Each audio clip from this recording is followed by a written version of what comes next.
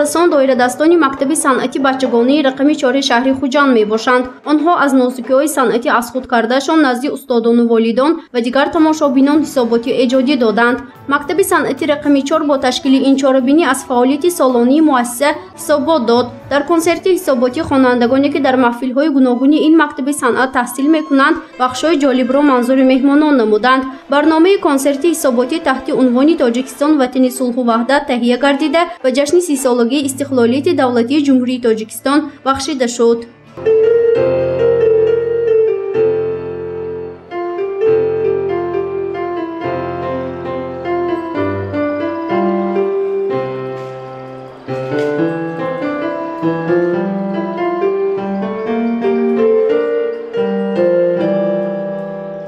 در چاره‌بینی نمایندگان بخش فرهنگی مقامات اجرایی حکومت دولتی شهر خوجند، والدین خوانندگان و دیگر مهمانان شرکت ورزیده از استعداد تعلیم گیرندگان این مؤسسه برخوردار گشتند. در درآمدگاه مؤسسه خوانندگان نمونه از محفل‌های هنرهای ملی مکتب صنعتی بچگانه را به نمایش گذاشتند. در این مؤسسه بیش از 20 محفل‌های گوناگون عمل می‌کند و خوانندگانش هم از اشتراکشان در آن قناعتمند هستند.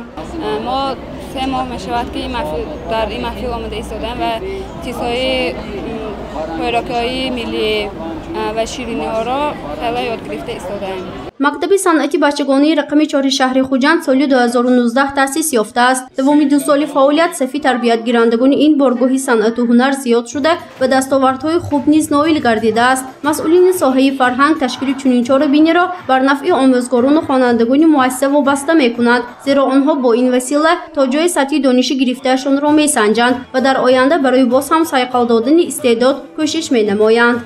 الکی در دوام 2 سال مثلا به چی موفق شدن، چی کارها رو در سمت هنر آموزانی موفق شدن، آن رو منظور کرده میتوانند که این نهایت مهم می باشد. در اینجا برابری هنر آموزی، هنرهای بخش رسامی و هنرهای ملی و گلدوزی و دیگر نمودهای هنر نیست به طور وسیع به نمایش گذاشته شده است و البته آنها باید یک قناعتمندی کامل بعد از تماشای این امروزه چاره‌بینی داشته باشند.